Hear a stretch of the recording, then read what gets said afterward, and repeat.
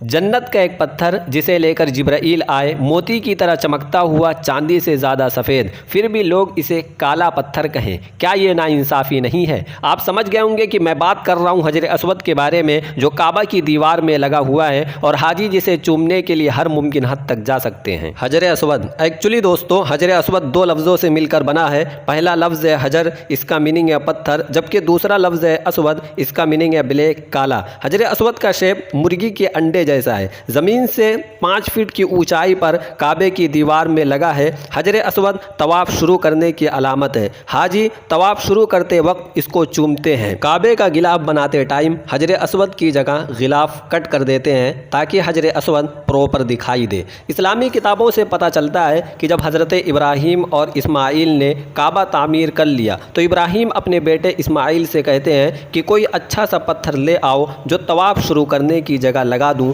एक निशान के तौर पर। हज़रत इस्माइल अबू कुबैस पहाड़ में एक अच्छा सा पत्थर तलाश कर रहे थे इधर उधर कि इतने में जिब्राइल हजर अस्वद जो जन्नत का एक पत्थर है हज़रत इस्माइल को देते हैं। फिर हज़रत इब्राहीम हजर अस्वद काबा की दीवार में लगा देते हैं ताकि काबे का तवाफ़ यहीं से शुरू करके यहीं ख़त्म किया जाए। जिस वक्त ये पत्थर जन्नत से उतरा था तो चांदी से ज़्यादा सफ़ेद था, मोती की तरह चमक रहा था और उसके नूर से पूरा हरम रोशन हो जाता था। अच्छा, इब्तिदा में जब हजर अस्वद चांदी की तरह सफ़ेद था, मोती की तरह चमकता था, उसमें इंसान की सूरत तक नज़र आ जाती थी, तो इसका नाम हजर अस्वद ब्लैक स्टोन क्यों पड़ा और ये नाम कब पड़ा? तो अहादीस और रिवायात पर गौर करने से मालूम होता है कि नबी सल्लल्लाहु अलैहि वसल्लम के ज़माने में इस पत्थर को रुकन मतलब कॉर्नर कहा करते थे, चूँकि ये पत्थर काबा के कॉर्नर में लगा है, या सिर्फ हजर कहा करते थे अस्वद को लगाए बिना। जैसा कि एक रिवायत नरेशन है, अर्रुकन वल मकाम मिनल जन्ना, रुकन और मकाम इब्राहीम जन्नत से है। इसी तरह एक दूसरी रिवायत है अल हजर वल मकाम याकूततानि मिन यवाक़ीतिल जन्ना,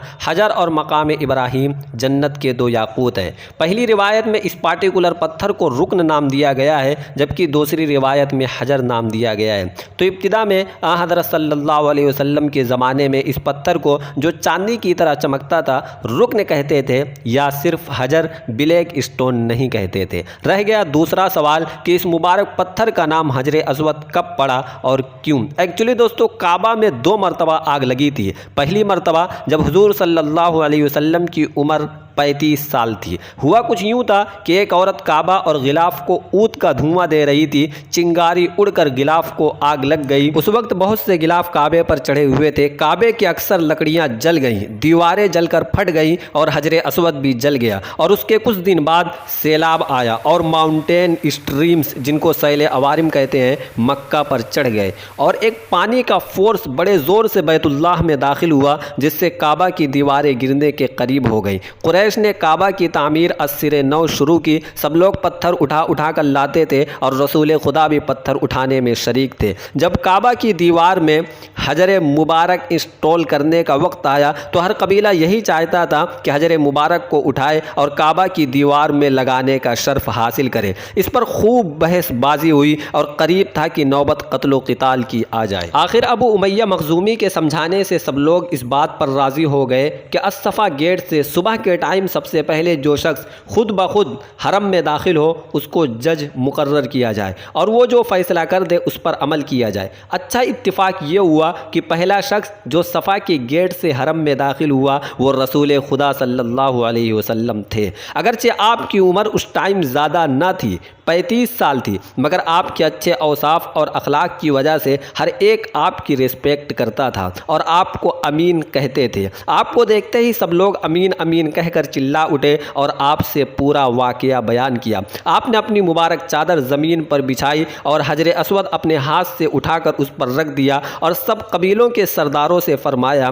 कि सब मिलकर इस चादर को पकड़ो और काबे तक ले चलो। सब ने उस चादर को पकड़ा और काबे तक पहुँचे। आप अपने मुबारक हाथ से हजर मुबारक को उठाकर काबा में उसकी जगह रख दिया और इस तरह ये फितना निमट गया। चिंगारियाँ उड़कर जो गिलाफ को आग लगी थी और काबे की अक्सर लकड़ियाँ जल जल गई थी और हजर असवद भी आग की लपेट में आ गया था। मगर आग का शदीद असर हजर असवद पर नहीं हुआ था, क्योंकि हजर असवद उस टाइम टूटा नहीं था। मतलब वो जल कर इतना काला नहीं हुआ था कि उसको हजर असवद कहा जाए, लेकिन कुछ ना कुछ तो काला हो ही गया था। लेकिन उसका नाम हजर असवद नहीं पड़ा, बल्कि रुकन या हजर ही कहा करते थे। मगर 64 हिजरी हज़रत अब्दुल्लाह बिन ज़ुबैर के ज़माने में जो आग लगी थी, उस टाइम हजर असवद जलकर 3 टुकड़े हो गया। और ये आग लगी नहीं थी बल्कि लगाई गई थी, क्योंकि अब्दुल्लाह बिन ज़ुबैर यजीद को खलीफा मानने से मुसलसल इनकार कर रहे थे। और अब्दुल्लाह बिन ज़ुबैर मक्के में यहाँ के लोग अब्दुल्लाह को अपना खलीफा मानते थे, पनाह लिए हुए थे। यजीद ने हसीन बिन नम्र को एक बड़ी फ़ौज के साथ अब्दुल्लाह बिन ज़ुबैर को अपना फरमा बरदार करने के लिए मक्का मुकर्रमा भेजा। यजीद की फ़ौज अबू कुबैस पहाड़ पर थी और अब्दुल्लाह बिन ज़ुबैर के साथी काबे के करीब कैंप में थे। अब्दुल्लाह बिन ज़ुबैर के साथियों पर अचानक रेसिन पोट्स, राल की हांडियाँ और पत्थर की बारिश होने लगती है। ये पत्थर और खोलती हुई हांडियाँ अबू कुबैस पहाड़ की तरफ से आ रही थी। यजीद की फ़ौज मिंजनीक से ये पत्थर और रेसिन पोट्स, आज के टाइम इसे बॉम्ब कह सकते हैं, अबू कुबैस पहाड़ से फेंक रही थी। इससे गिलाफ़े काबा में आग लग गई और काबा जल गया। उसकी दीवारों में लकड़ियाँ लगी हुई थी,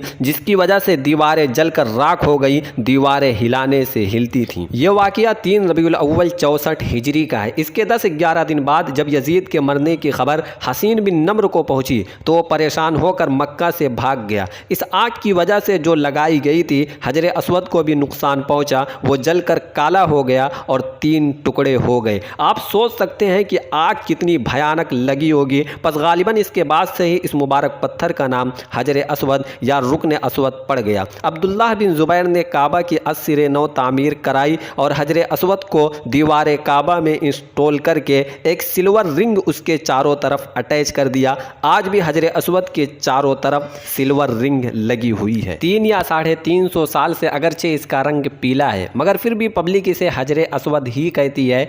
आज के टाइम हजर असवद का रंग रेडिश ब्लैकिश येलो है। तो ये थी हजर असवद के कलर के बारे में छोटी सी इन्फॉर्मेशन। वीडियो कैसी लगी कमेंट बॉक्स में ज़रूर बताइए।